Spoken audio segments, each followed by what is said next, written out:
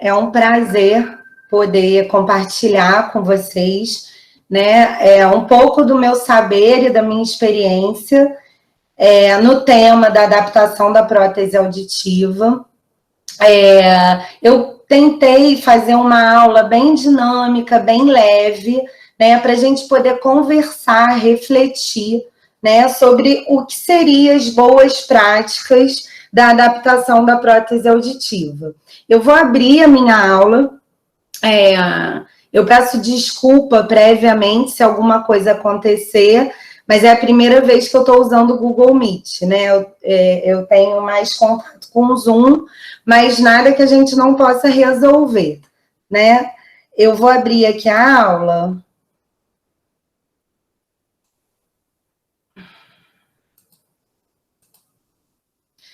Vocês estão conseguindo ver a aula?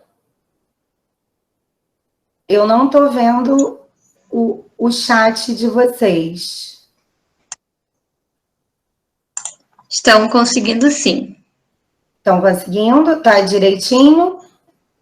Tá direitinho. Não precisa ajustar a página, não, né? Não, tá perfeito. Tá ótimo. Então, gente, o tema é sobre boas práticas e atenção no processo de adaptação de prótese auditiva, né?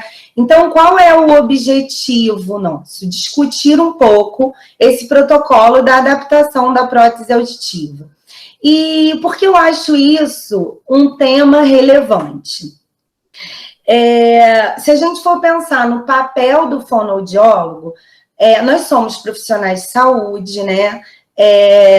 Estudamos dentro da área de saúde, mas quando a gente vai entender um pouco o mercado do Brasil, o mercado principalmente lá fora, a prótese auditiva, ela soa muito para o leigo, para a população, como algo muito comercial, né? E aí, no momento que a gente pensa que a prótese auditiva ela pode ser comprada e vista como um produto que se compra, leva para casa, e o paciente, que nesse caso seria o consumidor, acha que está tudo bem. Eu até coloquei uma foto aqui, uma pessoa entregando dinheiro e pegando o produto. Fica algo muito, enfim, muito comercial mesmo. E aí eu sempre estou levantando a bandeira aqui, nós somos profissionais de saúde. O mercado da prótese auditiva, ele é um mercado muito promissor, né? Os pacientes, os idosos, hoje eles estão muito ativos, os que a gente chama de baby boomers, né? Que são idosos que ainda trabalham, são idosos que fazem exercício físico, que têm uma vida social super ativa. E aí, quando a gente pensa que a gente precisa empoderar o paciente e mostrar para ele que ele está aderindo um serviço de saúde, né?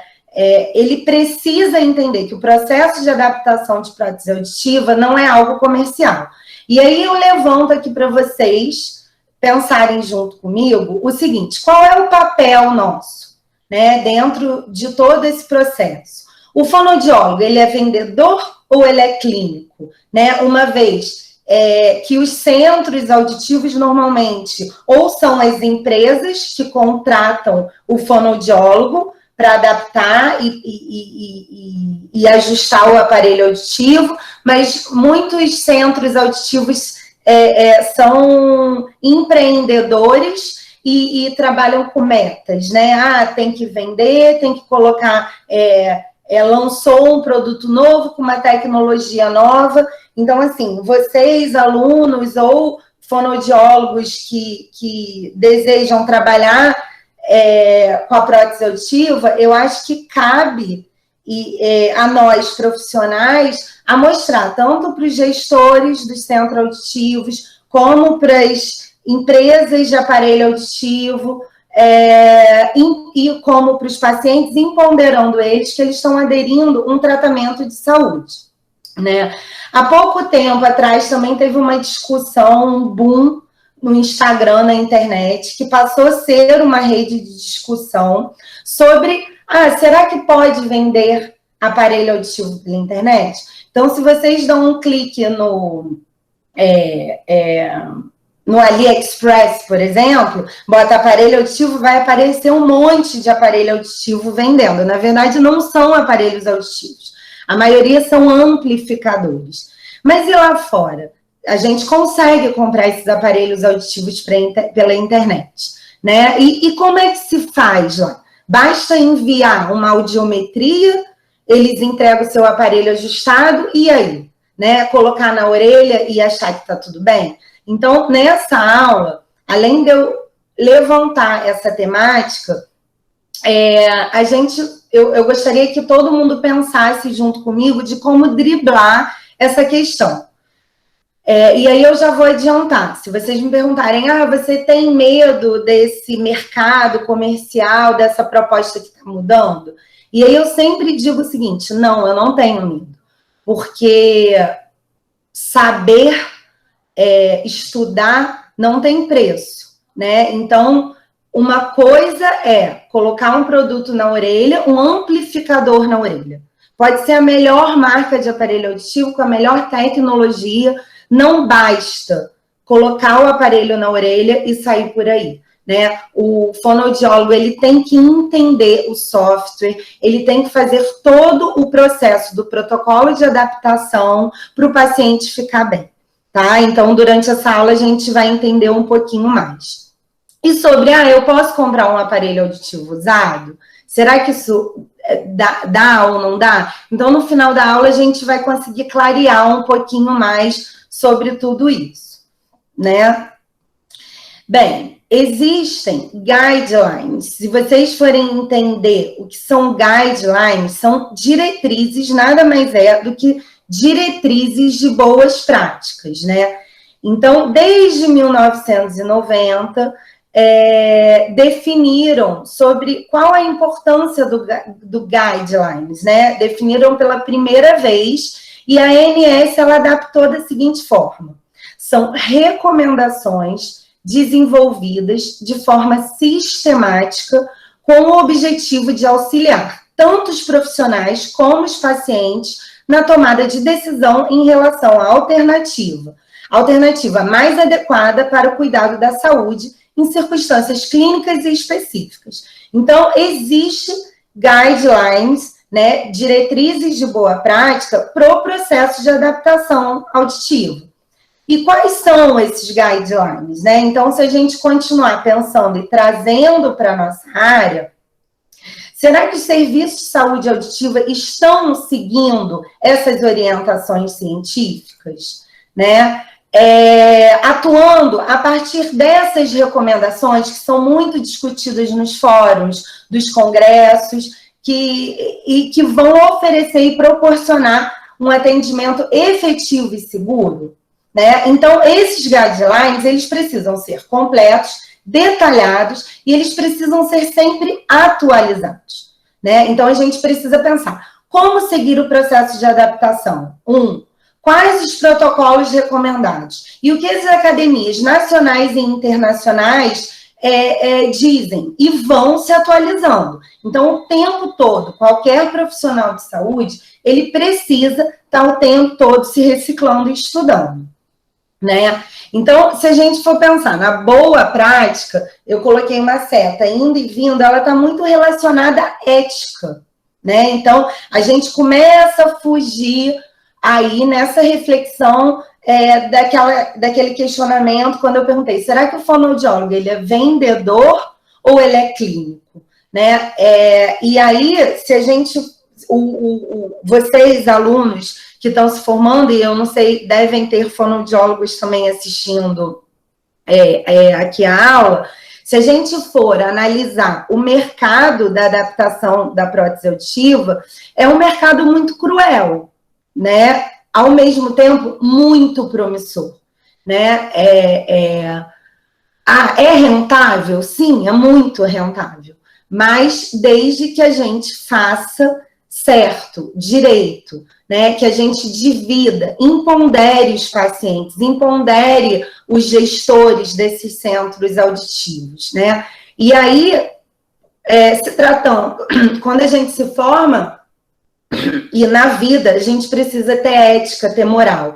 E aí, quando a gente vai pensar na boa prática, significa que os procedimentos realizados pelo fonoaudiólogo e o fonoaudiólogo que está selecionando e adaptando os aparelhos auditivos, eles devem ser pautados em quê? Em evidências. O que são evidências? Ciências. Eles devem seguir todas as recomendações, né? É necessário que o profissional de saúde ele siga todas as etapas para o atendimento estar correto, garantindo assim o quê? A melhor adaptação possível, né? É realizando esse protocolo correto e completo que a gente vai estar sendo ético e vai dando mais segurança ao consumidor sobre as suas escolhas, né? Quem disse isso foram fonoaudiólogas há pouco tempo atrás, há 2 meses atrás, que elas divulgaram no site Audição na Criança, e eu tirei essa denominação de boas práticas de lá, né? Então, eu acho que essa definição aí faz a gente refletir, né? Qual o nosso papel? Ser ético e seguir o protocolo científico, né?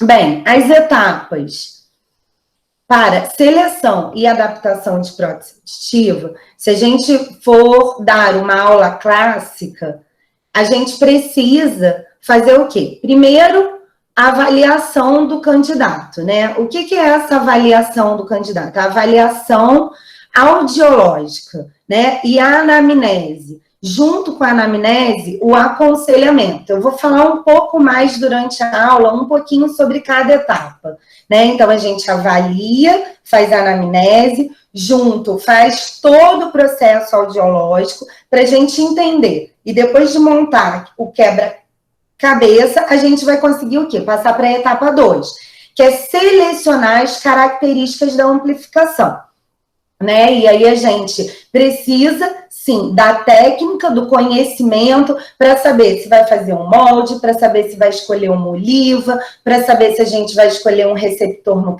canal, um tubo fino, se vai ser um aparelho retroauricular, intraauricular, né? Após avaliar, selecionar, a gente vai precisar verificar tudo isso que a gente fez. E eu também vou falar um pouquinho durante a aula o que é a verificação e que está muito em alta no momento, porque o teste que está se usando hoje em dia é o mapeamento de fala.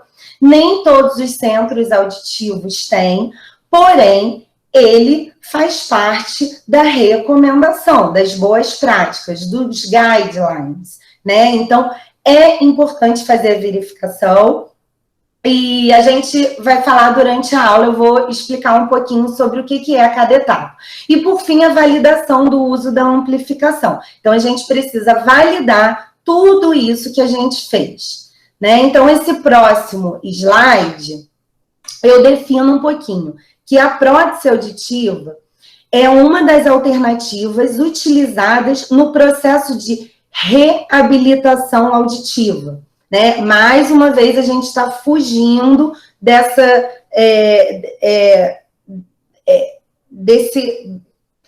comércio, né? Desses questionamentos de por que não colocam um aparelho auditivo mais acessível?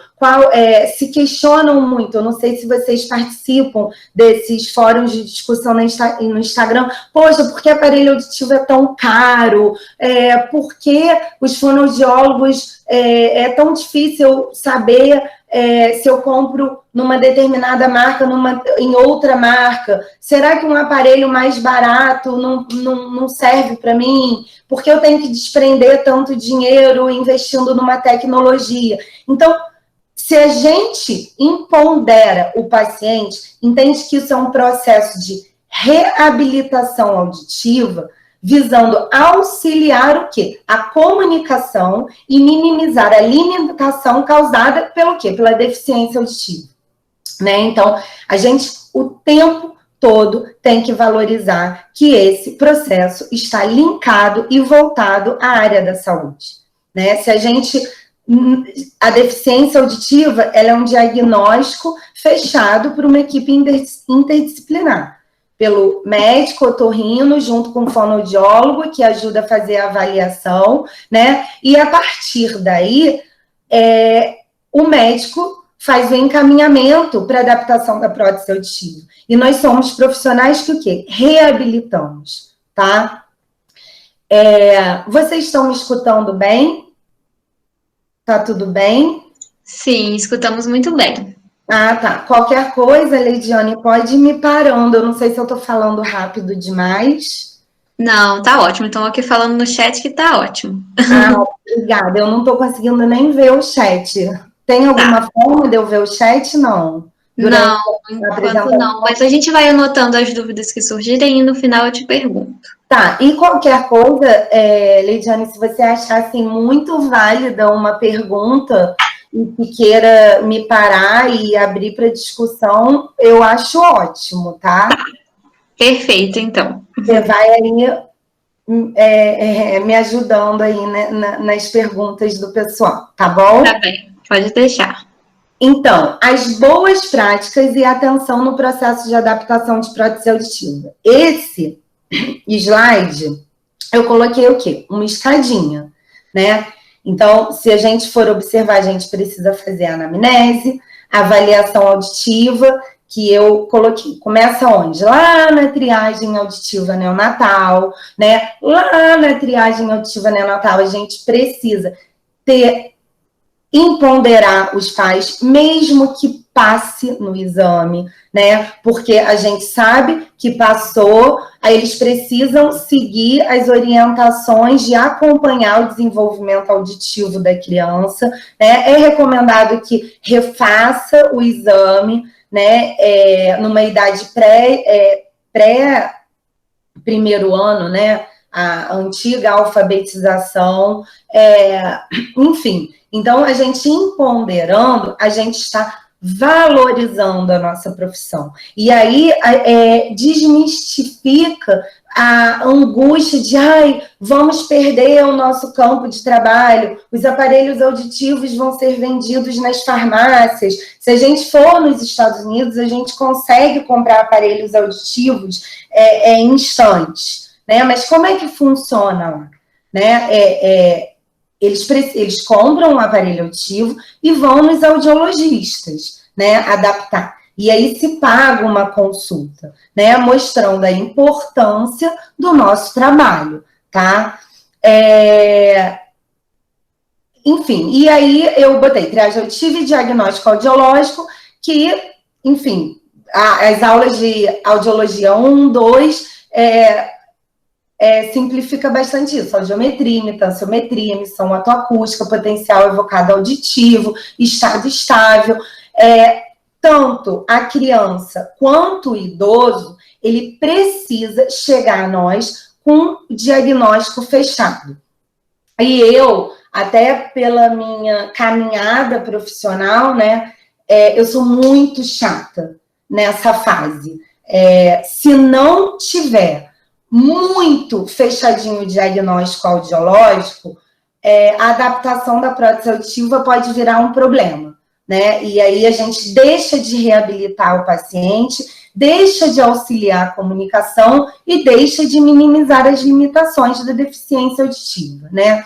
E aí eu coloquei o vínculo e o aconselhamento. Então, assim, quando a gente está na faculdade, é muito comum os professores começarem com uma anamnese fechada, né? Então, no caso da audiologia, a gente pergunta muito, qual a sua queixa auditiva? Né? Aí o paciente chega para a gente relatando, eu não escuto tão bem, ou meu pai, meu pai não, normalmente são os filhos, né, quando são idosos. Vamos pensar num paciente idoso.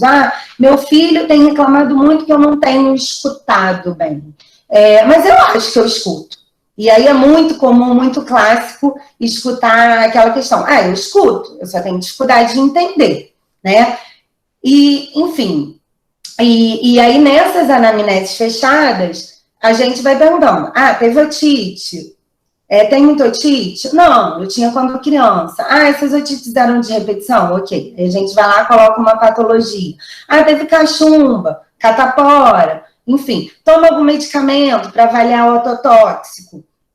Conforme a gente vai ganhando experiência, né, e se empoderando mais do assunto, ficando mais prático o atendimento, mais acolhedor, a gente pode fazer tanto a anamnese quanto o vínculo em aconselhamento em todas as etapas dessa escadinha. E é através deste vínculo e aconselhamento que a gente consegue fazer uma anamnese poderosa, né? Então, eu prefiro, tá? Eu tenho essa anamnese fechada, mas eu sempre levo para conversa, linkando o vínculo, né? Então, é muito comum os pacientes não aceitarem a perda auditiva. A gente, como profissional da saúde, a gente precisa desmistificar que não tem problema nenhum ser deficiente auditivo. Os pacientes, eles têm um pavor da palavra surdo. Eu não sou surdo, né? E a gente fala, não, você não é surdo, você tem uma perda auditiva, né? A perda auditiva, ela pode ser leve, pode ser do grau moderado, severo e profundo, né? E dependendo desse grau, a gente tem como te ajudar, tem como auxiliar você a entender melhor a fala, né? Mostrar aquele audiograma com a banana da fala, mostrar, linkar com a linguagem. Olha como é parecido o T pelo D, o F do V. Eu sempre faço umas brincadeiras de umas frases assim, a vaca está no pasto. Eu quero a faca para comer. E aí o paciente, ele entende que são palavras muito próximas foneticamente, né? E aí eu mostro para ele o audiograma, a banana da fala, mostrando, tá vendo? Se sua perda auditiva está aqui em um determinado grau, você pode perder alguns fonemas. Paciente mais novo, sons mais... o F, eu trago a questão do inglês. Olha, o TH lá no audiograma está lá em cima. Como é que é? Você fala inglês? Hoje em dia as pessoas estão muito bilíngues, né? E aí trago essa questão. Tudo isso eu estou criando vínculo e aconselhamento. Então, assim, tudo e não é igual essa aula. Não pode ser igual essa aula, que só eu falo. Né? A gente tem que abrir a escuta, muito mais do que falar, né? E eu digo, é muito legal, assim, porque eu dou aula também para especialização, para pós-graduação, e aí eu destrincho muito essa parte do vínculo e aconselhamento. E é bacana que eu acabo, como eu trabalho com adaptação de prótese auditiva, e o que é rentável é a venda do aparelho auditivo, a gente cria técnicas de venda, né? Então, eu não posso ser hipócrita dizendo que eu não quero vender o aparelho auditivo. Mas, assim, é tão gratificante, como é que eu posso dizer? Colocar técnicas de venda linkando com o vínculo e o aconselhamento. Então, por exemplo, eu vou dar uma dica aqui para vocês. Se você fizer qualquer curso de técnica de vendas, hoje em dia o boom você não pode vender o produto. Você tem que perguntar o que o outro quer, né? Então, no nosso caso, que eu não gosto de vê-lo como consumidor, eu gosto de vê-lo como paciente, eu pergunto, o que te incomoda? E o paciente me dá um retorno. Você concorda com seu filho que você não está escutando tão bem? E aí eu sempre estou devolvendo a pergunta. Eu não é muito legal, porque aí o paciente ele começa a se abrir, começa a olhar no seu olho e falar assim, eu escuto às vezes, mas eu acho que a televisão realmente está alto demais. A minha esposa também reclama, né? E aí eu falo, mas isso te incomoda? E no trabalho, né? E aí num bate-papo, numa conversa leve, ele vai entendendo o quanto é importante ele investir naquele produto, né? Então, feito a avaliação auditiva, aquela anamnese fechada e o vínculo e aconselhamento se misturando nisso tudo, a gente começa o processo de seleção. Eu vou falar rapidinho, verificação, a inteligibilidade da fala, que é o SI, tá? Que está dentro do exame da verificação, vocês vão ver também um pouco mais à frente, o processo de validação e, por fim, o treinamento auditivo. Então, mais uma vez, a gente volta para reabilitação auditiva. E aí, mais uma vez, se a gente não criou vínculo, não aconselhou, né? E é um paciente, vou levantar aqui um caso clínico. Vamos pegar um paciente idoso que começou a presbiacusia lá pelos seus 60 anos, mas é um idoso muito vaidoso, faz esporte, sempre trabalhou, empresário, com uma vida social super ativa, e chegou na nossa clínica mais ou menos aos 75 anos, né? E aí ele chegou e falou assim, olha, eu já tentei várias vezes o teste de aparelho auditivo, porque o médico, desde os meus 60 anos, me encaminha, mas eu não aceito, eu não quero, tá vendo? Ó, eu escuto, eu tô escutando você falando. E aí eu explico a ele, olha, você me trouxe uma audiometria, ou você está me relatando que desde os 60 anos você tem indicação para testar o aparelho auditivo. Então, olha o tempo de privação que você chegou para mim.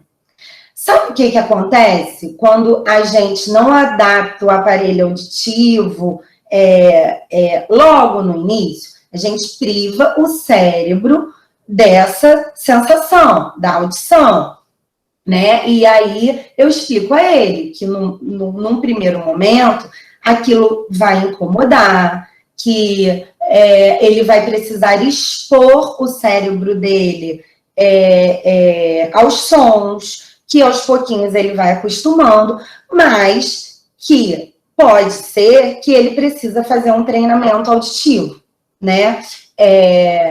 E aí, caso ele precise, que não são todos os pacientes que precisam, ele não vai se assustar. Ele não vai falar, esse aparelho é uma porcaria. Eu comprei o aparelho e não adiantou de nada, é horrível, né? E aí, o que a gente faz? Mais uma vez, a gente está levantando a bandeira do cuidado, da ética, das boas práticas e, por fim, da nossa profissão, tá? Bem, esse slide aqui, eu coloquei uma imagem de uma fonoaudióloga desesperada, e como estamos no momento do Covid, da pandemia, eu acho interessante eu conversar um pouquinho nesse slide aqui sobre essa questão, né? E aí? E agora, no momento de Covid? O que pode e o que não pode? Né? Então, as empresas, seja ela qual for, gente, seja ela qual for, tá? Elas querem vender produto, né? E elas, no momento do Covid, elas ficaram desesperadas, porque os centros auditivos fecharam. O meu centro auditivo, por exemplo, é dentro de um trade center, né? De um mini centro comercial, em frente a uma rua comercial, onde tem a loja Cantão na frente, onde tem outra loja de sapato do lado, enfim. E a gente teve que fechar. E aí as empresas, tipo assim, e agora? Não vai vender aparelho? Então, eles buscaram alternativas para que a gente pudesse continuar vendendo os aparelhos auditivos. E aí eu falei assim, não, peraí. E aí começou novamente as discussões com profissionais sérios sobre quais seriam as boas práticas nesse momento da pandemia, né? O que pode, o que cabe dentro da boa prática e o que não cabe dentro da boa prática, né? Então, assim, a anamnese, a avaliação auditiva do candidato, a orientação ao aconselhamento, dá para fazer por teleconsulta? Dá, né? Ok, dá. Vou confessar que eu tenho uma resistência grande para isso, mas dá, claro que dá, né? A gente pode marcar encontros e ir atendendo por WhatsApp, ou plataformas que o conselho recomenda, né? Então, enfim. Mas e aí? Se chega, por exemplo, um paciente novo, né? Ele chegou com um encaminhamento médico, então eu botei aqui o computador, dá para fazer por teleconsulta, né? E aí eu botei um sinal de alerta. Ele está com pedido médico? Ou foi, ele observou que por conta da pandemia, por conta do contato mais frequente com os familiares, a queixa antes, que era uma perda auditiva invisível para ele, porque ele ia vivendo na correria do dia a dia, passou a ficar mais visível, tanto para ele quanto para o familiar, né? Então, assim, se o paciente falar, não, eu não tenho pedido médico, ou, eu tenho um pedido médico de 2 anos atrás. Ok, né? Eu tenho um pedido médico 5 anos atrás. Ok, o médico fechou o diagnóstico dele, então ele tem um pedido médico. Mas se ele tiver um pedido médico de 5 anos atrás, a gente precisa perguntar a ele, tá, e quando que foi feito o último exame de audiometria?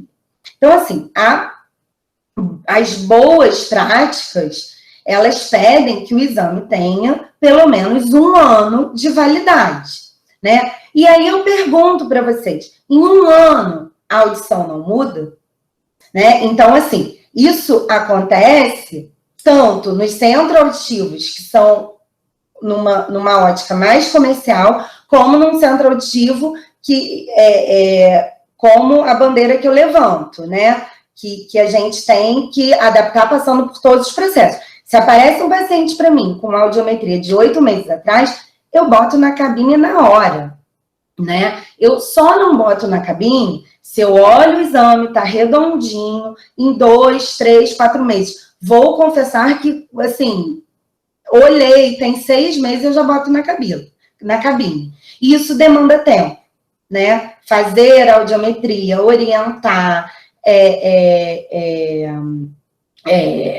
criar vínculo, isso tudo demanda tempo na primeira consulta. E aí os centros auditivos mais comerciais, eles têm hora na agenda. O fonoaudiólogo tem que atender de 40 em 40 minutos, né? Então, assim, e agora?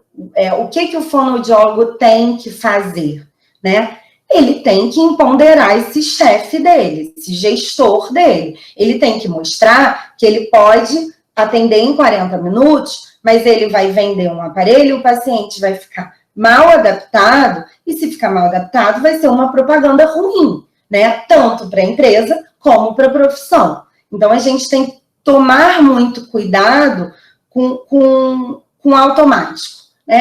Aqui a empresa que eu trabalho marca de 40 em 40 minutos e vamos lá. Não, peraí. Né? Você tem que ter alguma flexibilidade nessa agenda. Então, o que você orienta, Isabela? Eu orientaria nesses 40 minutos. Vamos fazer a anamnese? Vamos fazer o vínculo e o aconselhamento? Vamos entender como é que está a sua audição? Né? E aí, deu tempo de fazer a audiometria? Ótimo. Remarca para continuar o vínculo e o aconselhamento e começar a seleção de próteses. Né? Não adianta querer, não, senão o paciente não volta mais. E já enfiar um aparelho na orelha dele. Né? Eu tenho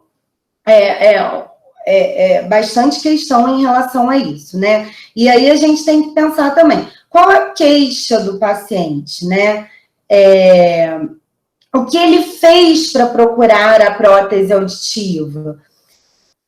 Isso tudo dá para fazer, né, por teleconsulta, conversão. Mas e a meatoscopia? Como a gente faz com a meatoscopia se o pedido médico é há mais de 1 ano, dentro das boas práticas? Mas eu vou lhe dizer que tem pacientes que fazem lavagem na orelha de 6 em 6 meses. E aí? Então, as empresas, elas estão vendendo o seguinte: não, o paciente tem audiometria, tem o pedido médico, tem como ajustar o aparelho no software. Hoje em dia, muitas empresas já oferecem audiometria in situ. Vocês sabem o que é audiometria in situ? Oi? Estão falando aqui nos comentários que não. Audiometria in situ, a gente consegue fazer pelo aparelho auditivo uma audiometria pelo computador. Então, a gente orienta o paciente para ficar num lugar fechado, tá? Com pouco barulho. E aí, vou falar rapidamente o que algumas empresas orientaram. O paciente tem uma audiometria, tem o pedido médico, a gente ajusta o aparelho, deixa na casa do paciente. E aí a gente confirma essa audiometria pelo aparelho auditivo. Então, hoje a gente consegue entrar no nosso computador e fazer uma conectividade por um aplicativo que o paciente baixa no celular e a gente dá o estímulo direto no aparelho auditivo, tá? Essa audiometria in situ, ela não é validada por não estar na cabine. Mas por que existe isso?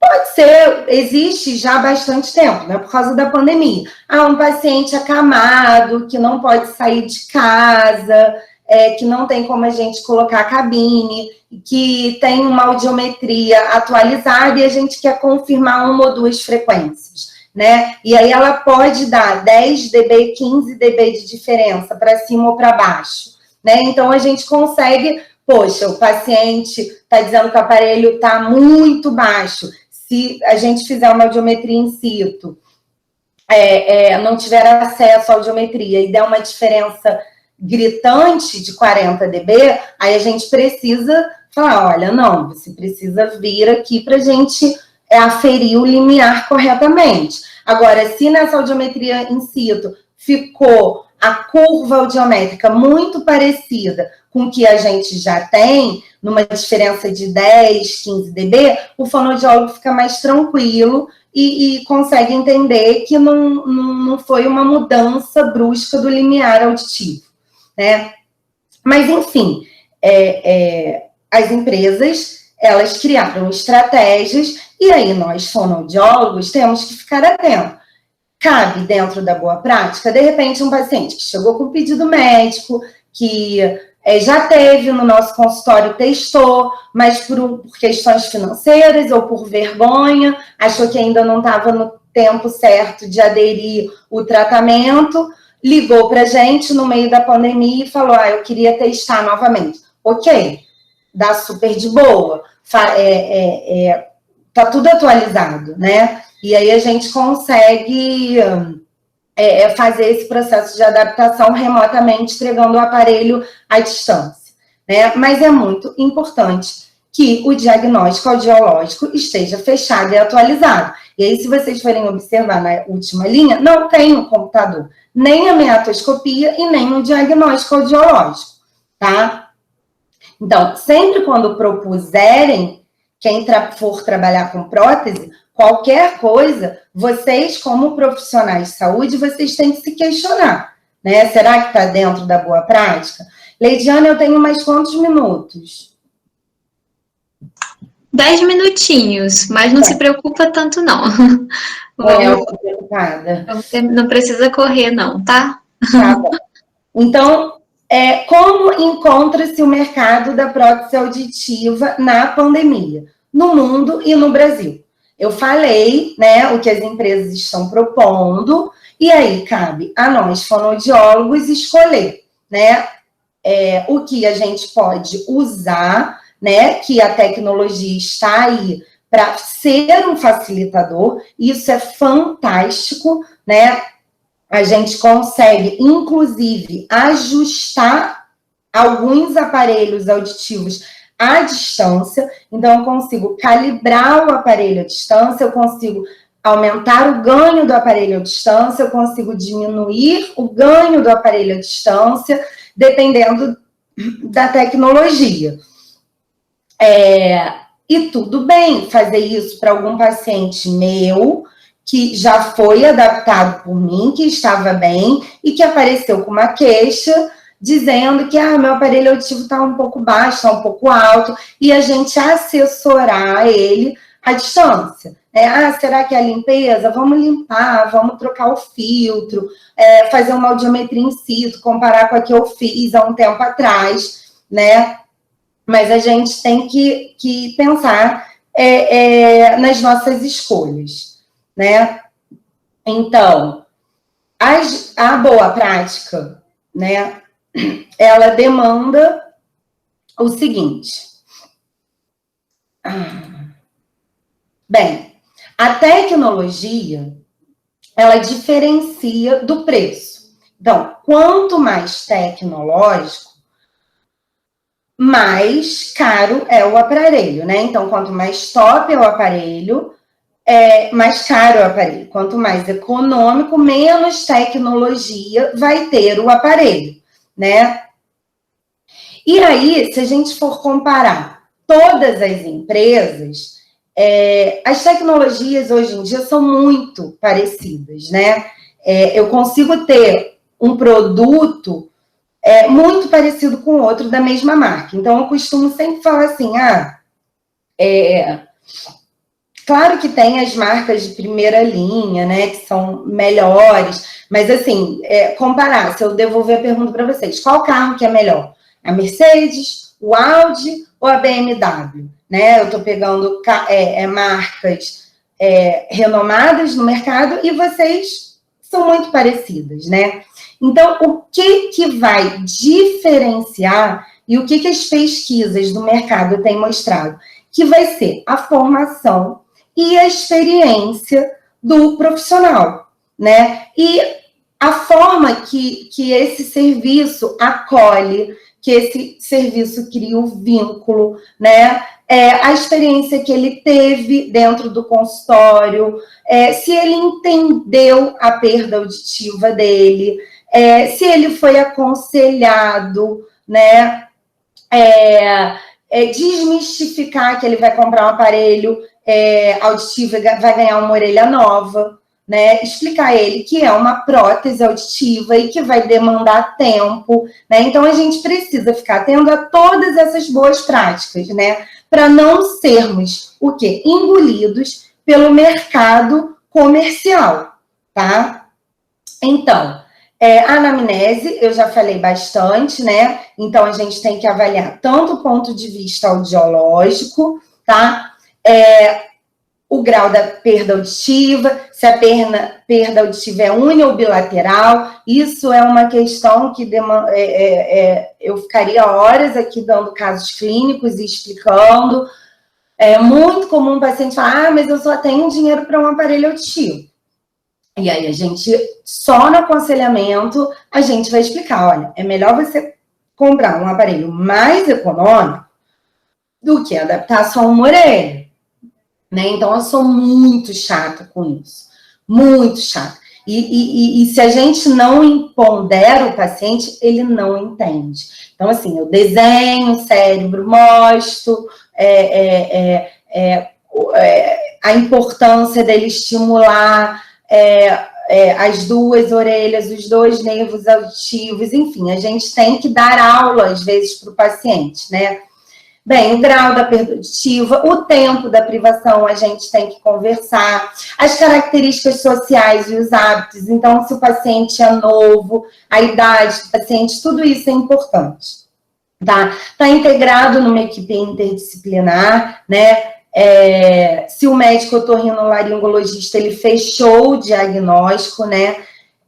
cabe ao fonoaudiólogo fazer a avaliação funcional da audição, aconselhar e criar vínculo, avaliar todo esse handicap, né, e fazer o acompanhamento, né? Além do médico otorrino, do fono, a gente tem também na equipe os protéticos, né, que são muito importantes também fazer esse casamento com ele direitinho.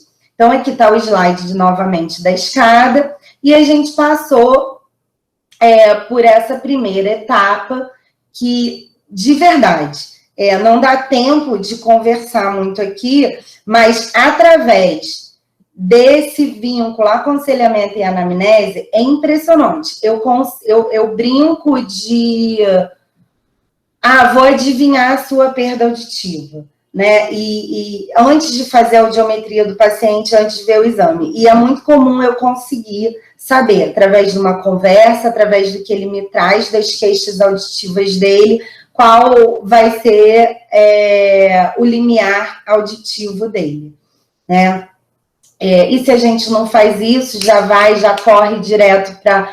vou fazer a audiometria logo, não faz o aconselhamento e o vínculo, fica tudo muito mais difícil, tá? Bem, chegamos na seleção e adaptação de prótese auditiva, tá? Eu não sei se vocês tiveram aula de prótese auditiva, mas é bastante técnico. Então, cada oliva dessa tem uma recomendação, né? Se o aparelho vai ser retro ou intra, não é só uma recomendação estética. Então, assim, a criança, nós recomendamos o retroauricular com tubo, com tubinho, moldar a orelha do paciente, dependendo da curva da audiometria, se ele tem os graves preservados, como é que vai ser essa oliva, se a orelha vai conseguir segurar a oliva, se mesmo com uma audiometria, uma perda descendente, a gente vai selecionar o molde, porque ele fica caindo, mas aí a gente vai ter que fazer uma ventilação, tá? Então, essa parte da seleção, ela é muito técnica. E é praticamente uma aula o ano todo de prótese auditiva, né? E o que o fonoaudiólogo tem que ficar atento?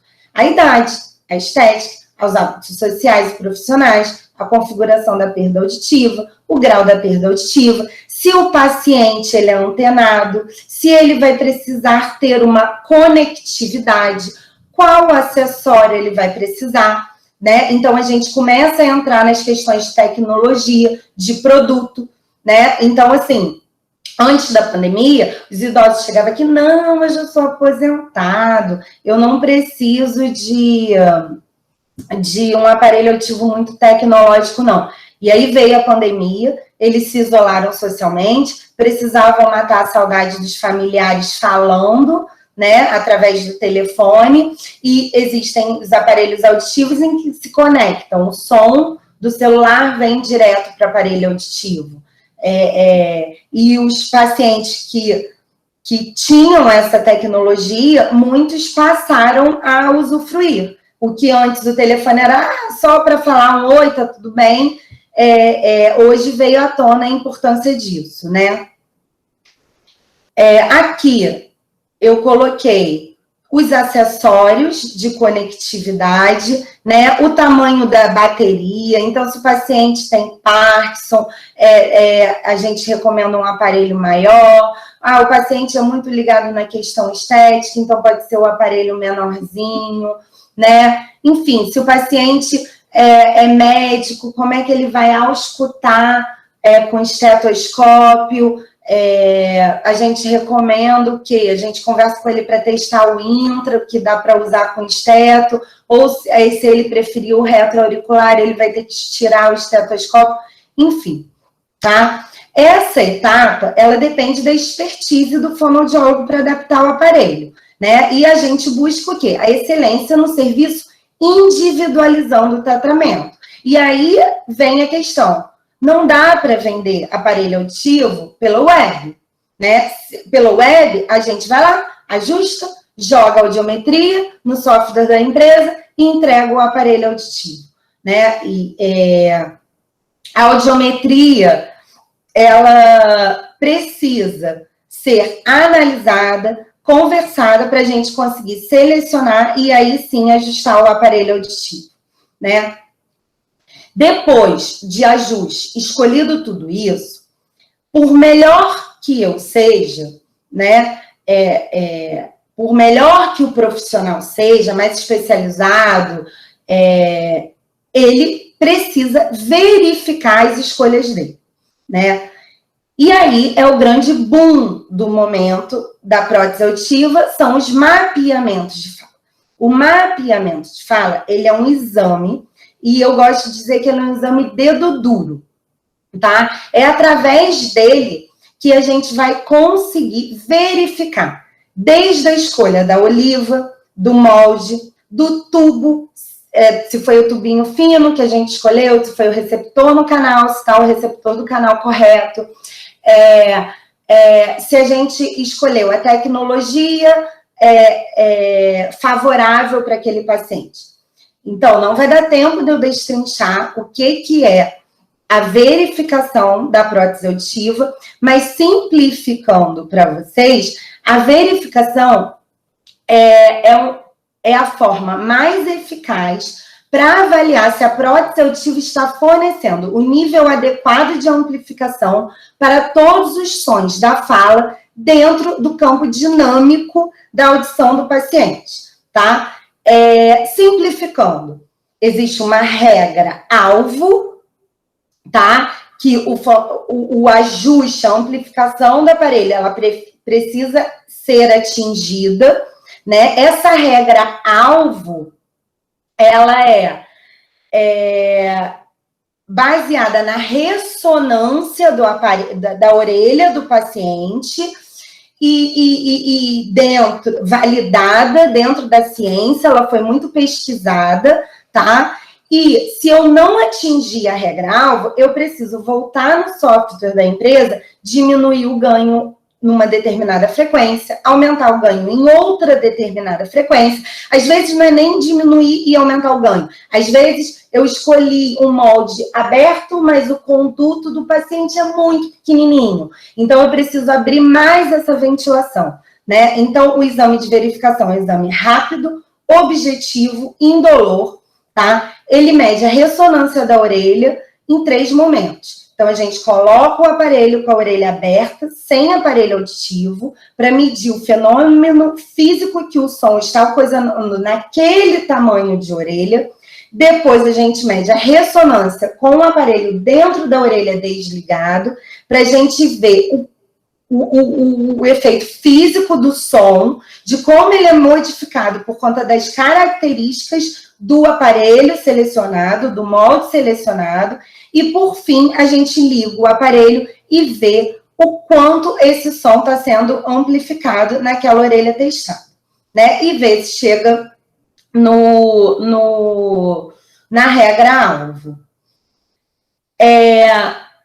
Não são todos os centros auditivos que têm mapeamento de fala. Para falar a verdade, não existe essa pesquisa, mas vou chutar. Acredito que nem 20% faz a verificação do aparelho auditivo, tá? E aí, como esses fonoaudiólogos fazem? É um trabalho muito árduo, porque o paciente, ele traz queixas, às vezes, incansavelmente, o aparelho tá agudo demais, o aparelho tá abafado demais, parece que minha voz está ressonando, e a gente mexe, abaixa no grave, aumenta o agudo, e não consegue resolver o problema, porque não foi testado, verificado a ressonância do paciente, tá? Existe uma outra forma de verificar, que é fazendo dentro da caixa do Hitbox, que é essa caixa anecoica azul, tá? Aqui nessa foto a gente consegue ver. Criança não deixa a gente fazer a medição na orelha, né? Então é recomendado que a gente use essa caixa anecoica, tá? E aí, o que eu aconselho para os centros auditivos que não tenham o equipamento de verificação é fazer um acordo com os centros auditivos que tenha esse equipamento e enviar, fazer um trabalho de troca de profissionais. Olha, você verifica para mim e me devolve o paciente, né? E aí a gente tem que, mais uma vez, se unir, gente. A gente, como profissional, a gente precisa se unir. E não olhar o outro como me fugiu a palavra, mas assim, vai roubar meu paciente, isso não existe. Né? No meio médico, o ginecologista, por exemplo, ele envia para o ginecologista que faz ultra, e aí o paciente volta para o seu médico. Se o vínculo for criado, o paciente volta para você, tá? Mas é importante verificar o que a gente está oferecendo de som para o aparelho, para o paciente. E, por fim, a gente precisa validar essa prótese auditiva. Então, o que é a validação? É medir tudo isso. O benefício e a satisfação fornecido pela amplificação através de questionários, que podem e devem ser aplicados durante todo o processo do paciente. Né? Então, se vocês derem no Google, validação de adaptação de aparelho auditivo, tem diversas pesquisas, vários questionários validados que podem ser usados, tá? E que a gente vai utilizar todos esses questionários como uma ferramenta para empoderar o paciente. Então, é muito legal quando o paciente chega para a gente aplica um questionário desse e ele escreve toda a dificuldade dele, todas as queixas deles auditivas em relação à escuta, em relação ao social, profissional, e depois de bem adaptado, a gente refaz esses questionários e a gente consegue materializar a melhora que a gente ofereceu nessa reabilitação da audição dele. Eu corri um pouquinho, que eu acho que eu ultrapassei o tempo, tá? Mas eu queria agradecer. Eu amo o que eu faço. Adoro trabalhar com aparelho auditivo. É emocionante você oferecer qualidade de vida para os pacientes, tá? Aqui nesse último slide estão os meus contatos. Eu super respondo pelo Instagram, tá? Tem o meu e-mail também e tem o WhatsApp. É um telefone fixo, mas esse é um WhatsApp Business que toca no meu celular, tá? Eu, às vezes, até prefiro o WhatsApp do que o e-mail, caso vocês queiram perguntar qualquer coisa, tá? E aí eu termino com um post do meu Instagram que eu coloquei assim: eu poderia fazer assim. Eu gostaria de fazer assim. Eu deveria fazer assim. Né? E nós temos que ser profissionais que busquem terminar fazendo. Eu fiz tudo que eu aprendi, eu fiz dentro da ética profissional, eu fiz dentro das boas práticas recomendadas. Né? Não sou eu que estou recomendando.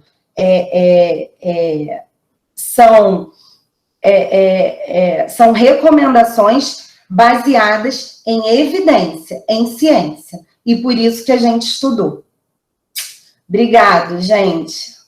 Vou abrir agora aqui. Eu posso fechar o compartilhamento para eu conseguir enxergar vocês? Pode, agora pode. Parar? Eu parei. Parou, aqui parou. Então, achei. Gente, Isabela, a gente está aqui recebendo vários comentários antes de eu falar, né? Agradecendo, falando que a aula foi maravilhosa, que foi muito boa, que adorou, muito obrigada, parabéns. Então, eu acho que esse o sentimento, né, que a gente está aqui. Foi muito bom, foi uma hora que passou muito rapidinho.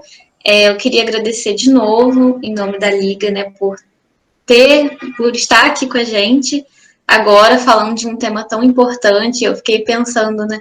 São essas boas práticas que fazem o paciente não jogar o aparelho na gaveta e nunca mais usar, né? Não ficar traumatizado por causa daquilo e falar, meu Deus, aparelho auditivo é horrível, só ouço coisas ruins, só ouço muito barulho.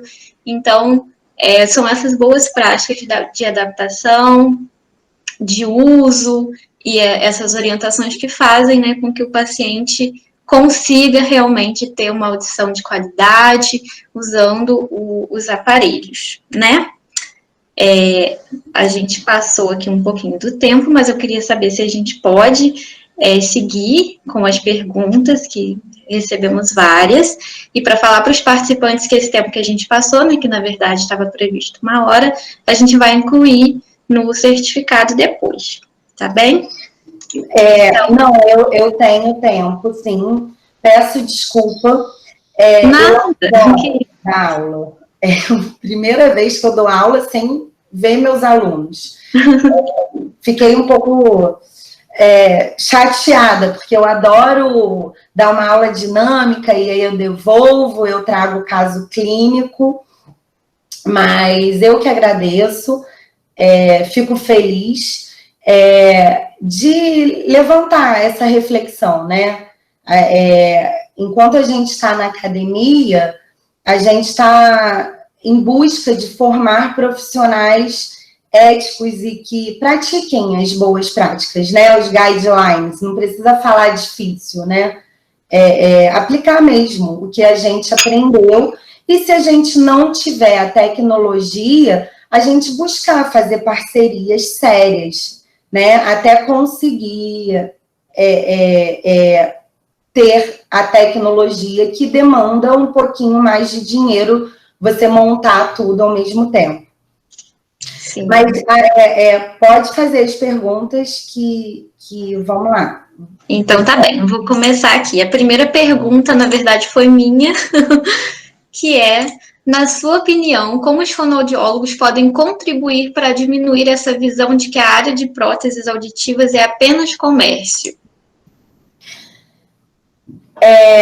Eu acho que, assim, a palavra empoderar e empatia, eu acho que é, assim, a minha bandeira em todas as minhas aulas, e eu acho que para a vida, não só para audiologia, né? Então, quando a gente tem empatia pelo que a gente está tratando, pelo problema do paciente, a gente vai querer oferecer o melhor para ele, né?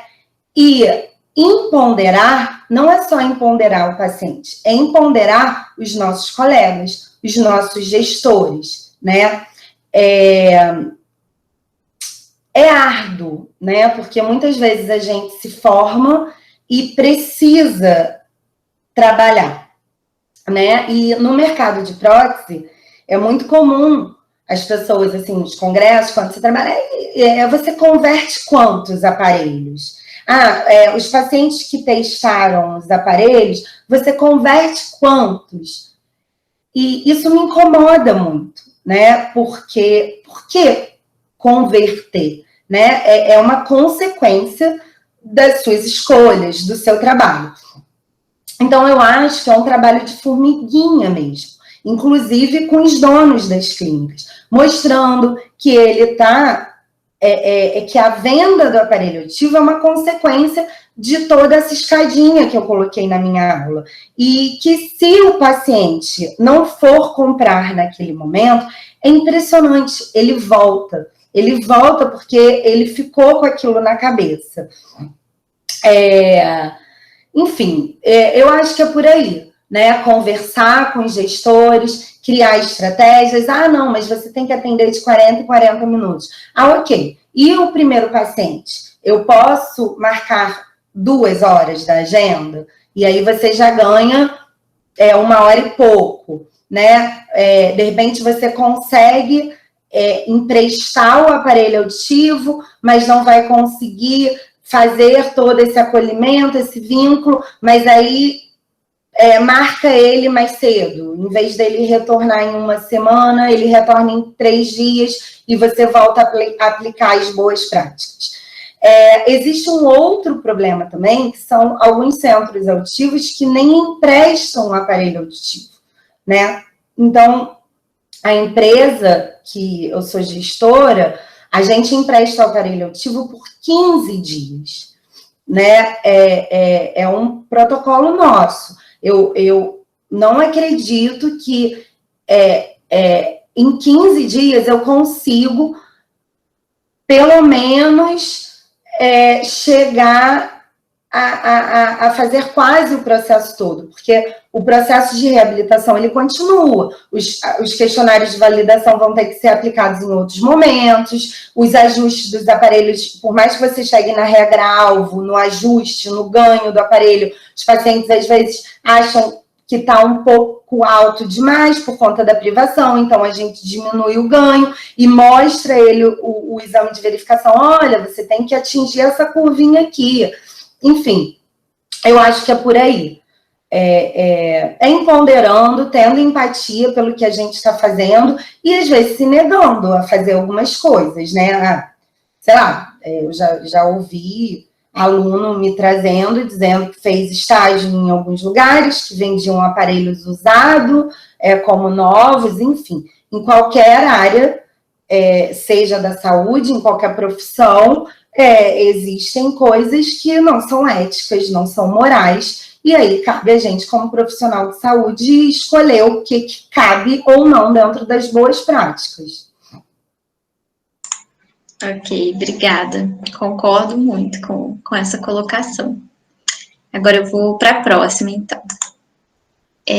Você acha que as próteses auditivas interferem na cultura surda? Foi uma pergunta da Amanda de Souza. A cultura do surdo é profundo, né? Da perda, dos pacientes que têm a deficiência de perda profunda. É isso? É a Amanda que perguntou? Isso, foi a Amanda.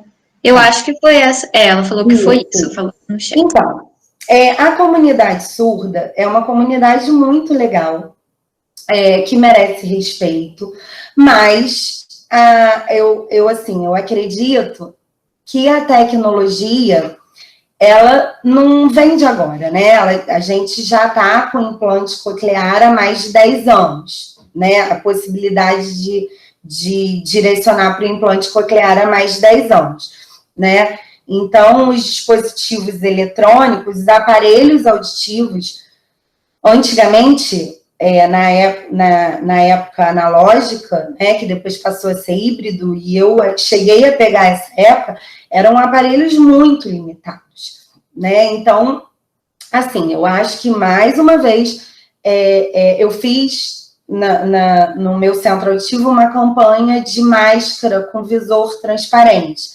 E aí foi impressionante a quantidade de pacientes com perda auditiva severa e profunda que buscaram essa máscara.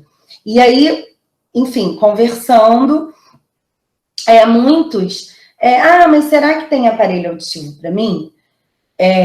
Claro, mandaram a audiometria. E aí, assim, algumas vezes, não tem aparelho auditivo para perda profunda, mas cabe o acolhimento, né? E aí, numa dessas campanhas, veio uma paciente usuária já de aparelho auditivo há bastante tempo, com uma perda profunda, e que ela usa a Libras para se comunicar. E aí eu refiz a audiometria dela e falei assim, você não quer testar um aparelho auditivo que eu tenho aqui, o Enzo, que ele é muito potente, e ele tem a conectividade, a gente...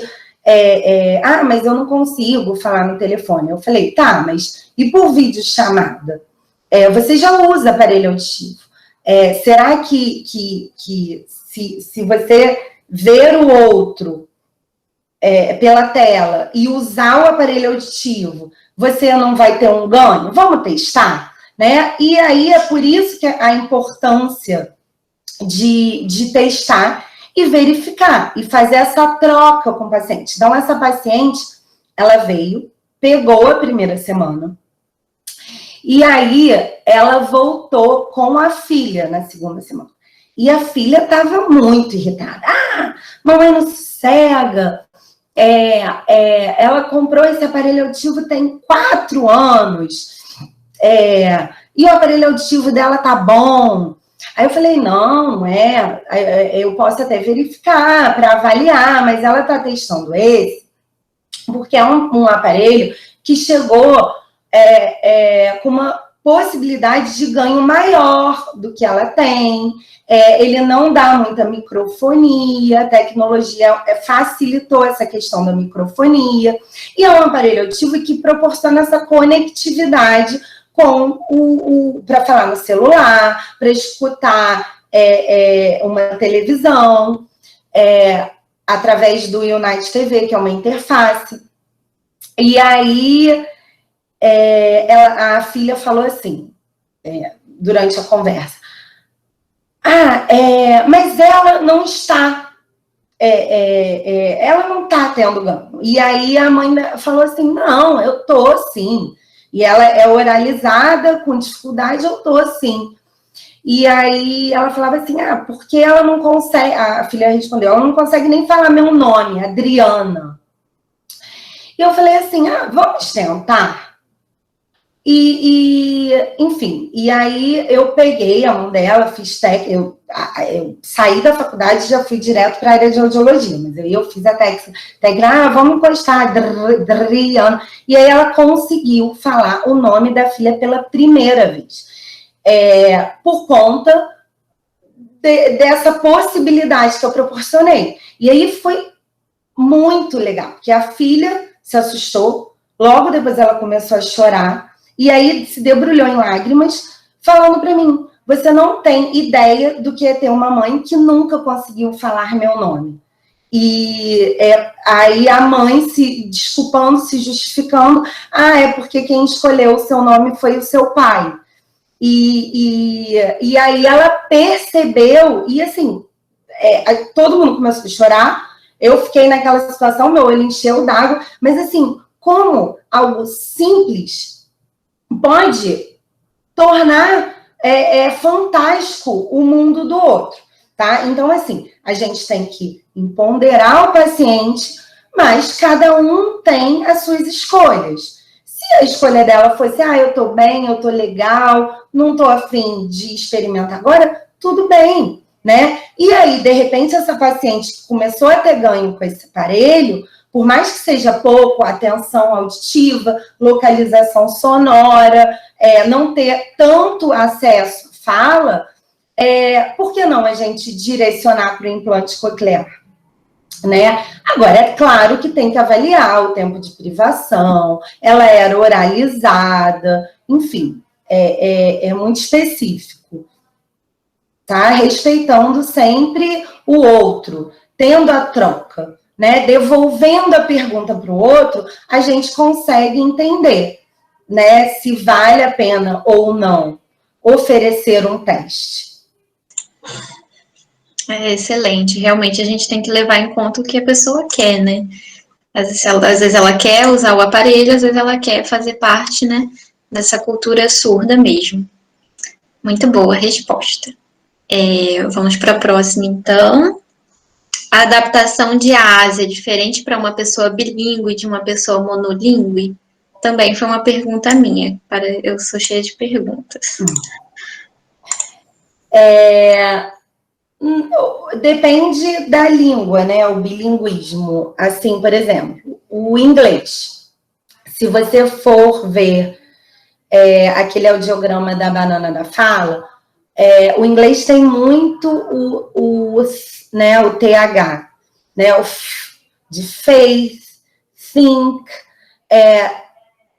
A gente precisa ajustar, proporcionar um ganho maior nessas frequências agudas. Então, na hora que você verifica o ajuste que você fez, você pode dar um pouco mais de ganho nessas frequências que o português é um pouco diferente. Porém, o exame de mapeamento de fala, as pesquisas não mostram que tem diferença entre as línguas, tá?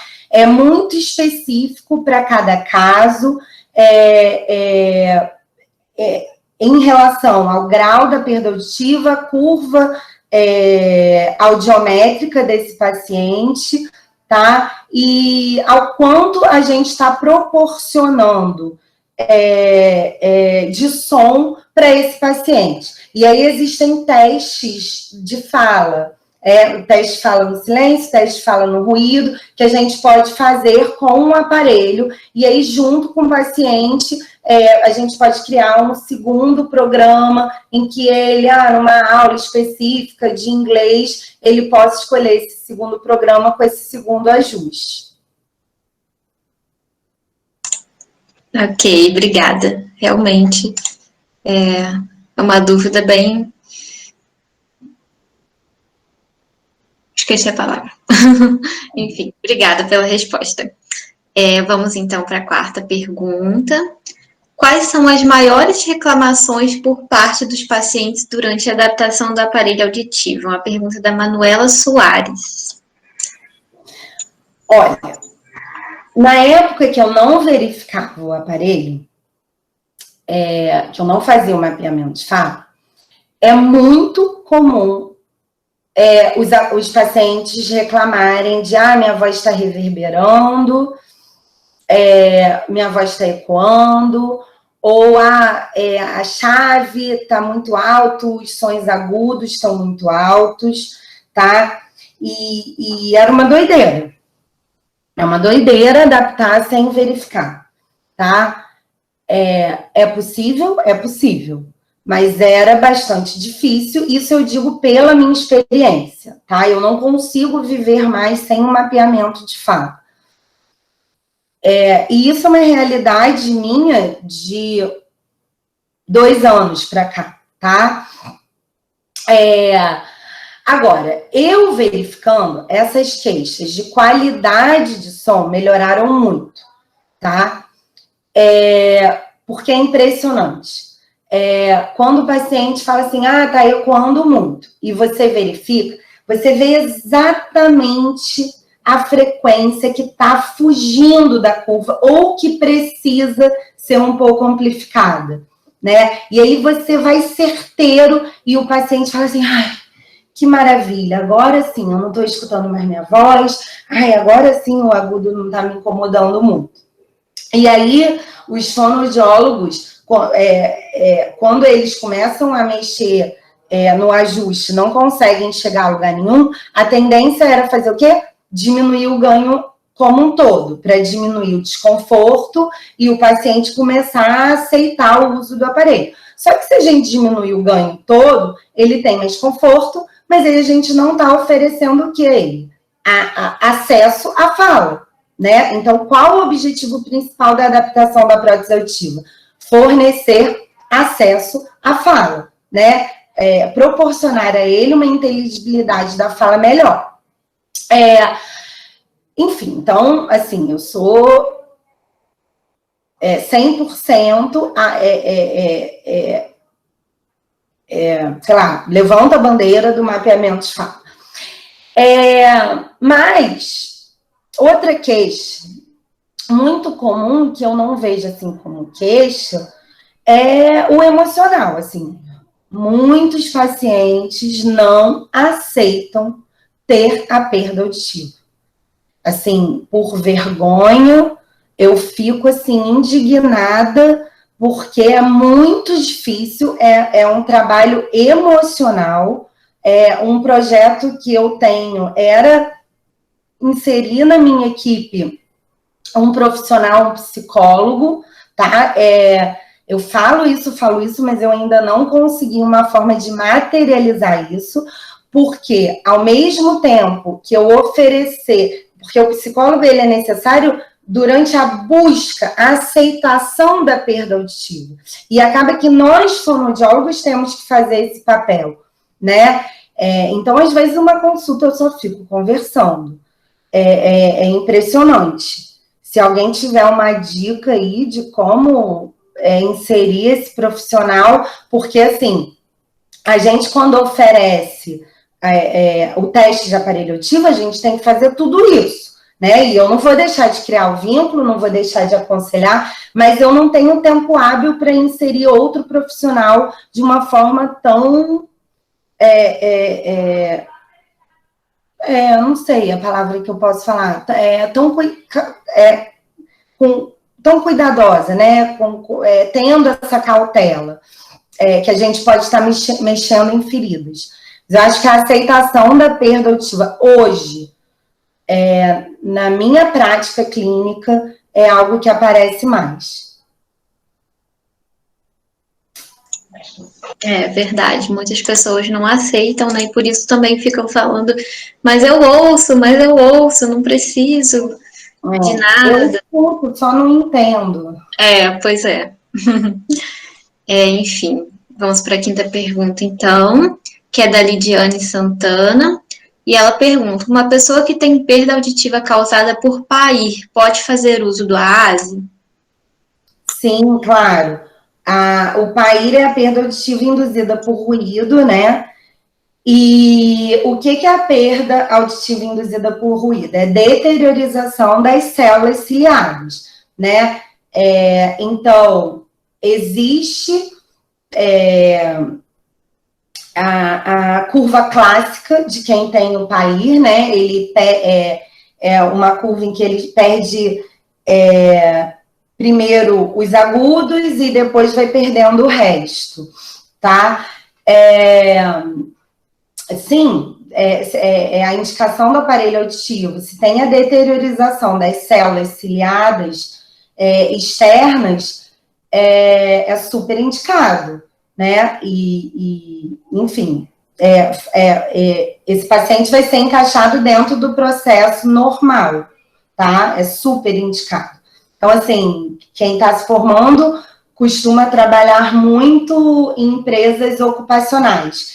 E aí, mais uma vez, a gente mostra a importância que é importante fazer audiometria tonal, audiometria vocal, avaliar o SRT, o IRF, né, para a gente poder fazer esse aconselhamento e já começar esse vínculo e direcionando esse paciente para uma reabilitação auditiva efetiva, né? Se a gente, quando trabalha com ocupacional, faz só o que a empresa quer, quando o paciente tem a perda auditiva, a gente está perdendo algum paciente que poderia já estar sendo reabilitado lá na frente num tempo menor de aceitação. Entendi. Obrigada. Eu acho que respondeu. A Lidiana agradeceu. Lidiane agradeceu no chat a resposta. Bom, agora uma pergunta da Tailane Marques. Ela pergunta: como convencer um paciente que já chega querendo protetizar apenas um lado, sendo que tem necessidade de prótese binaural? Então, eu falei um pouquinho na palestra, novamente a mesma técnica. Empoderando, explicando, mostrando a fisiologia da orelha. Eu tenho uma imagem que eu tô para botar até no meu Instagram, que é um óculos só com uma lente só, né? Então, não cabe botar um óculos só com uma lente e a gente mostrar a ele que a orelha, ela serve para captar o som, mas quem entende, quem processa, quem tem atenção auditiva, localiza, quem faz o filtro, enfim, quem processa é cérebro, é central. Então, assim, quando a gente explica para o paciente, olha, se você estimular só uma orelha, você não vai estar trabalhando o seu cérebro numa forma bem leiga de falar, tá? Desenhando, mostrando o que é a plasticidade cerebral, mostrando que na hora que ele está privado, o cérebro dele não estava sendo estimulado, e na hora que a gente vai botar uma amplificação, que é importante ele testar os dois lados, enfim, a gente consegue. Não vou dizer sei lá, eu trabalho com adaptação de prótese auditiva, o SUS nunca me aconteceu isso, eu sempre conseguia convencer. No particular, eu vou dizer, acho que eu tive uns 2 pacientes que eram muito resistentes, que já vinham usando só um aparelho já há mais de 20 anos, e eu não consegui convencer. E digo a vocês que muitas vezes é um processo árduo para adaptar e vencer esse tempo de privação. Mas teve outros que veio de um processo de privação enorme, que também usavam só um lado e queriam comprar só um lado, e eu consegui, aumentei o tempo do teste, falei, não vai ser 15 dias, vai ser um mês e meio, e aí a gente foi treinando, fazendo treinamento auditivo naquela audição, e aí a gente conseguiu converter essa aceitação dos 2 lados. Muito bom, eu acho que é uma dificuldade, né, para as pessoas, é que às vezes elas não conseguem ver o problema que elas têm, né? Então, quando às vezes a gente mostra, por exemplo, você precisa, porque olha só, você não usa a imagem do óculos, eu achei essa ideia muito boa. A gente não usa, né, óculos só em um olho, então, excelente. Inclusive, eu quero ver essa imagem. É muito legal, mas eu estou para botar. Eu vou agora para a 7ª pergunta, penúltima. Como funciona a indicação e adaptação de prótese auditiva para uma pessoa com zumbido? É uma pergunta da Flávia Soares. Bem, zumbido é uma aula à parte. Todo esse processo de aconselhamento e vínculo duplica, triplica por, sei lá, 20 vezes mais, tá? Porque o emocional do paciente que chega do zumbido, ele já está exaurido, já está cansado, já buscou tratamento de todas as formas e maneiras, tá? Eu acho que o principal de tudo é você fazer uma avaliação fidedigna de tentar entender sobre o metabolismo dele, sobre a alimentação dele, sobre o grau da perda auditiva dele, fazer uma audiometria, incluindo as frequências mais altas, né, para a gente ver se deteriorou células ciliadas em frequências mais altas. Enfim, precisa de um otorrino te ajudando, tá, para avaliar todas essas taxas metabólicas, mas eu acho que o que eu posso dizer aqui, de uma dica, é que eu tento desmistificar que o zumbido é o maior problema do mundo para o paciente, né? A gente tem que mostrar para ele que o zumbido não é uma doença, é um sintoma, né? Assim como a enxaqueca. O que é a enxaqueca? Se a pessoa toma café demais, ela pode ter enxaqueca. Se ela teve um dia de estresse, ela pode ter uma enxaqueca. Se ela, sei lá, tá com alguma hipertensão, ela pode ter uma enxaqueca, assim como o zumbido, tá? E aí, aonde que entra o aparelho auditivo no tratamento do zumbido? Nós, fonoaudiólogos, a gente precisa ir aclimatizando esse zumbido. Então, tem alguns aparelhos auditivos que têm geradores de som, que a gente tem que fazer exames específicos, acufenometria, para entender aonde está esse zumbido dele, e aí a gente vai ajustando o aparelho, jogando um gerador de som, para a gente poder ir aclimatizando essa audição do paciente e tratando esse zumbido. Agora, se não tiver o casamento com o médico, o metabolismo não tiver assim, sendo tratado, ATM, coluna, muita coisa que a gente tem que ficar atento para tratar o zumbido. Não basta de jeito nenhum zumbido você falar, bota esse aparelho aqui, ligar o gerador de som e tchau. Isso não, nem pensar. É uma coisa, um sintoma muito amplo, né? Então, agora a última pergunta, que vem também com um recado, é muito especial. Todas são especiais, né? Mas essa daqui tem um quezinho a mais de especial. porque foi uma pergunta enviada pela nossa orientadora, professora Carla Vasconcelos. Então, eu vou ler aqui na íntegra mesmo o recado que ela te deixou. Isabela, obrigada por sua disponibilidade. Amei. Consigo ver você fazendo literalmente tudo o que você apresentou. Parabéns. E pergunta: como os alunos das universidades públicas têm a formação voltada para o SUS, atendendo às diretrizes curriculares nacionais, qual conselho você daria para aqueles que gostariam de seguir o caminho das empresas de aparelhos auditivos? Como eles podem ir se preparando? E saudades de você. Bem, um beijo, Carla. Não sei se deu para ver, mas meu olho encheu um pouquinho d'água. Tivemos momentos muito felizes de trocas de experiência, pacientes, angústias, né, que muitas vezes no público, infelizmente, a gente não consegue praticar as boas práticas, né, enfim, por conta de milhares de fatores, né, que inclui governo, investimento, é muito difícil e, enfim, me emocionei de verdade porque ela é uma amiga de coração. Ela não é uma colega de trabalho, é uma amiga, morro de saudades também. Bem, como esses alunos... deixa eu ler de novo a pergunta. Qual conselho você daria àqueles que gostariam de seguir o caminho das empresas? Bem, as empresas, os centros auditivos, eles oferecem estágio, né? Nos estágios, algumas vezes, você consegue ver todas essas etapas e outras vezes você não consegue ver todas essas etapas. Né? Principalmente o exame de verificação, que é o mapeamento de fala.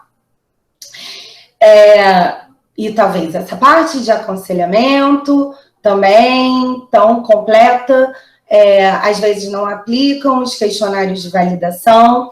Então, assim, eu acho que é sempre válido qualquer experiência, né? Para você, através do estudo, né, fazendo cursos, que existem cursos muito bons, existem profissionais muito bons no mercado, você seguir e entendendo que são as boas práticas, se questionando e oferecendo melhoria nesses estágios que não vão te proporcionar o que você gostaria de ver. Então, por exemplo, a validação é algo muito simples.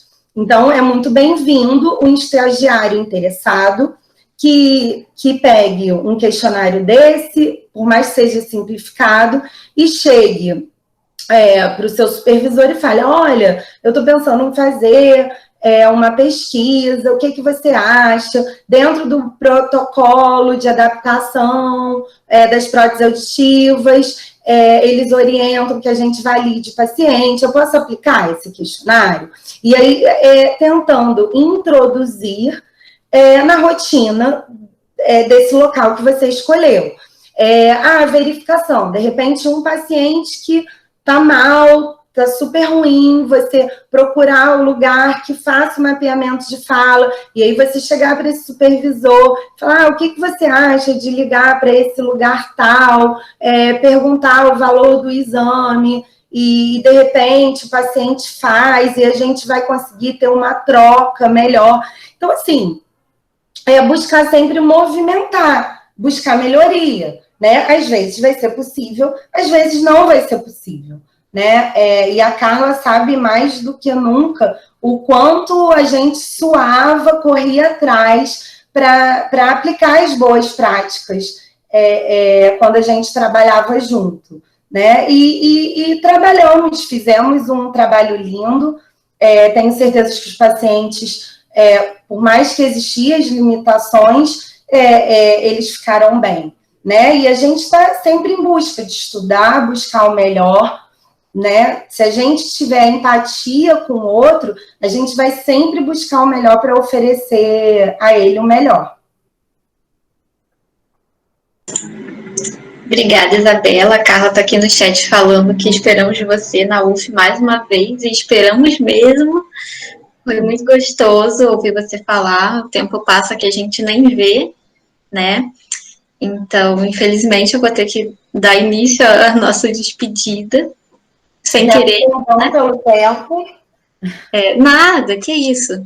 A gente nem percebeu. Então, mais uma vez eu queria te agradecer. Muito obrigada pela sua disponibilidade, por estar ali, né, conversando com a gente no WhatsApp, a gente trocando ideia para decidir, né, o que a gente faria hoje. Obrigada por disponibilizar, né, seu tempo de estar Eu aqui agradeço. com a gente. Ajudou muito. Assim, foi muito bom mesmo te ouvir falar. Não tenho nem como falar, né? Tem algumas pessoas aqui agradecendo também no chat. Então, obrigada de novo. Eu já falei muitas obrigadas. Eu vou parar de falar essa palavra. Obrigada, Isabela. Obrigada a Carla, que é a nossa professora orientadora dessa liga, que ajuda muito a gente também. Inclusive a Carla que, né, fez a ponte com a gente para você. E agradecer também a equipe da Liga, que assim, a gente fica sempre um aqui falando, mas sempre tem vários ali no chat, vários organizando tudo para a gente conseguir chegar na hora e fazer um evento, né, com tranquilidade. Então, eu disponibilizei meus contatos de novo, estou compartilhando, tá? Para a gente terminar assim. Fiquem super à vontade de me mandar perguntas, tá? Que eu sou super acessível. Então, tá bem.